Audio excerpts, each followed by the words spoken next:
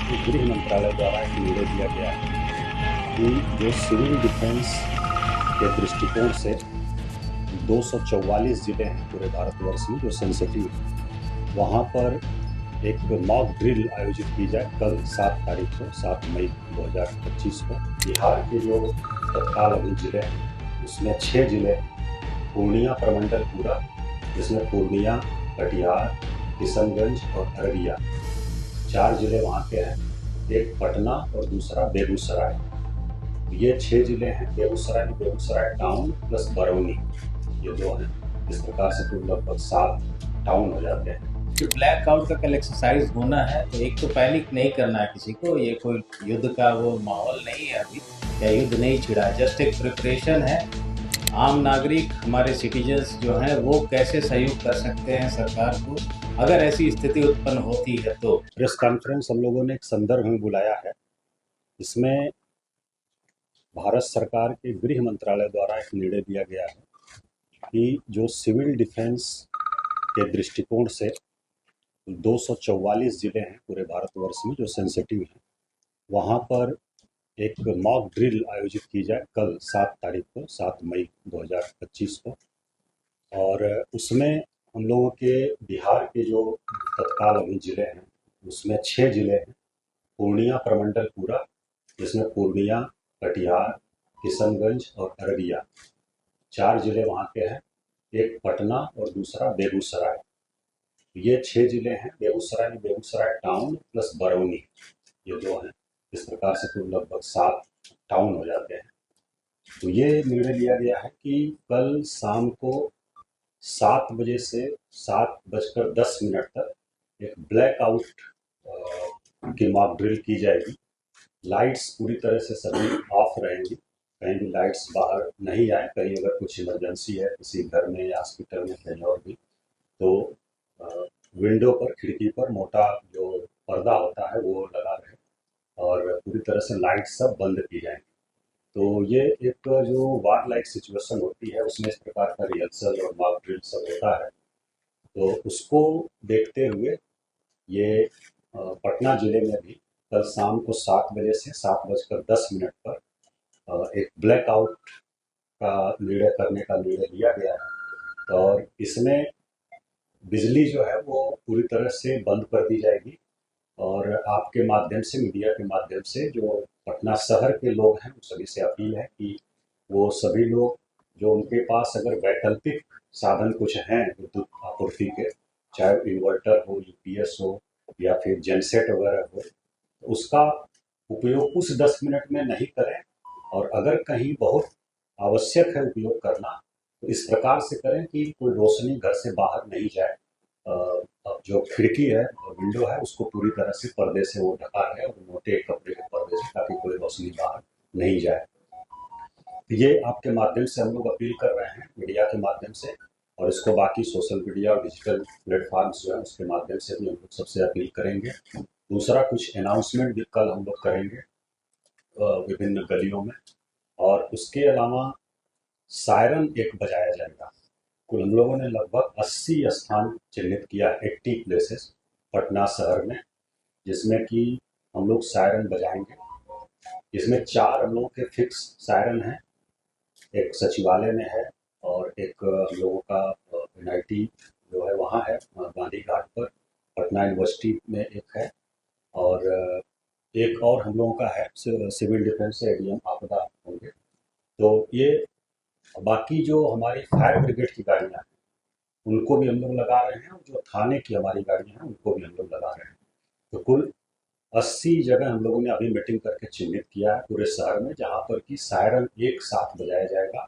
हम लोग 6:58 पर शुरू करेंगे और 2 मिनट तक बजेगा। 7 बजे तक लाइट पूरा ऑफ हो जाएगी, और फिर 7:10 पर एक बार हम लोग बजाएंगे, जिस पर कि सब लाइट ऑन हो जाएगी। तो ये एक्सरसाइज है। इसका उद्देश्य है कि कोई इस प्रकार की आकस्मिक परिस्थिति आती है और कोई चेतावनी हम लोगों को मिलती है एयरफोर्स से, हमारे बिहटा एयरफोर्स स्टेशन से या कहीं से भी, तो तुरंत मिनिमम पॉसिबल टाइम में ब्लैकआउट किया जा सके और सभी जो नागरिक हैं वो पूरी तरह से अलर्ट रहें, और मिनिमम जो डैमेज हो मिनिमम हो, ये किया जाए।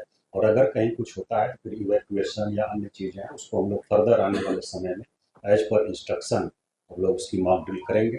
अभी कल का जो निर्णय हुआ है हमारे यहाँ गृह विभाग बिहार सरकार के और मुख्य सचिव महोदय ने अभी बैठक भी किया था, उसके आलोक में कि कल 7 तारीख को 7 मई को शाम को 7 बजे से 7:10 पर एक ब्लैकआउट की मॉक ड्रिल हम लोग करेंगे।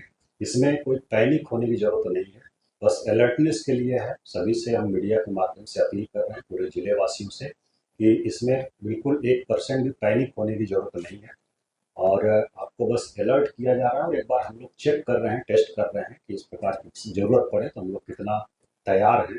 ड्रिल है, एक एक्सरसाइज है और अलर्टनेस बस इसमें देखना है हम सभी लोगों को और अलर्ट रहना है सभी नागरिकों को।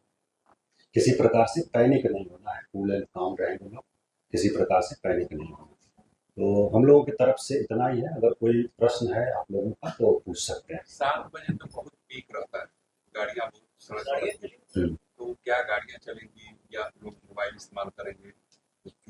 हाँ, इसमें है कि जो गाड़ियाँ हैं उसको भी हम लोग अनुरोध करेंगे, जो 80 जगहों पर हम लोगों का सिस्टम है लग रहा है, वहाँ से हम लोग अनुरोध करेंगे गाड़ी की लाइट भी ऑफ कर लें, लोग 10 मिनट के लिए रुक जाएं, जो जहाँ है वहाँ पर रुक जाए, गाड़ी की लाइट ऑफ कर लें, वो भी हम लोग सभी से अनुरोध कर रहे हैं। और उस दौरान मोबाइल की लाइट भी नहीं जलाना है, ये अच्छा प्रश्न है आपका। मोबाइल का लाइट भी नहीं जलाना है, ये भी हम लोग सुनिश्चित करें। बहुत सारी एम्बुलेंस वगैरह, चूंकि वो आपात स्थिति रहती है, पेशेंट वगैरह जाए, उनका क्या? एम्बुलेंस को हम लोग नहीं रोक रहे हैं, एम्बुलेंस की छूट रहेगी, क्योंकि ये मॉक ड्रिल है, इसमें एम्बुलेंस को नहीं रोक रहे हैं। बाकी जो वास्तविक स्थिति कोई रहेगी तो जैसा इंस्ट्रक्शन होगा वैसा हम लोग करेंगे। बचाव को लेकर जो मॉक ड्रिल है, जैसे बिल्डिंग में कहाँ कुछ ना है, उस समय आपका किस तरह से पोस्चर हो, कैसे आप बचें, इसको लेकर भी कोई अलग से मॉक ड्रिल अभी आने वाले समय में इसको कराया जाएगा। अभी कल का जो है सिर्फ ब्लैकआउट का है और इसके बाद इवैक्यूएशन या बचाव का जो होगा या फर्स्ट एड का और अन्य चीज़ें जो होंगी उसको लेकर के आने वाले दिनों में कराया जाएगा, उसको हम लोग अलग से बताएंगे। अभी कल का सिर्फ मॉक ड्रिल है, ये ब्लैकआउट। हाँ, अभी सिर्फ टाउन एरिया शहरी क्षेत्र में, अभी पटना जो नगर निगम क्षेत्र है मुख्य वही हो रहा है, बाकी ग्रामीण क्षेत्रों में अन्य जगहों पर नहीं है। अन्य जगहों पर भी आने वाले समय में कराया जा सकता है, तो उसको हम लोग जैसा निर्देश प्राप्त होगा वैसा आगे कराएंगे।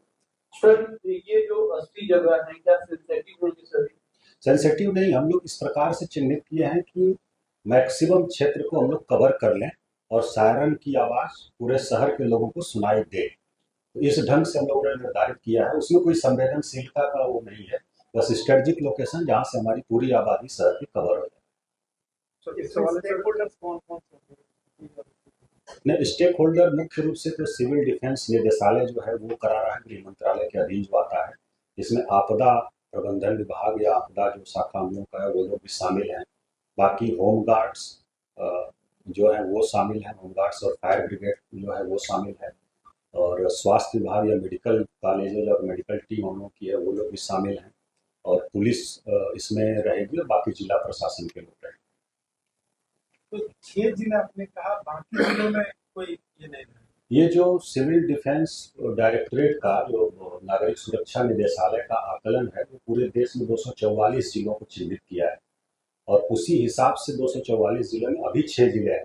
बाकी जो आगे अगर अलग से कुछ निर्देश प्राप्त होता है तो उसको हम लोग करेंगे, और उसमें जो पुराना डेटा था उसमें 4 ही जिले थे हम लोग। उस समय जो किशनगंज और अररिया था वो अलग जिला नहीं था, तो पूर्णिया और बाकी का वो पार्ट था, तो वो 2 जोड़े गए हैं, बाकी मूल रूप से 4 ही जिले, तो 6 जिलों में। सायरन कितनी देर तक बजेगा?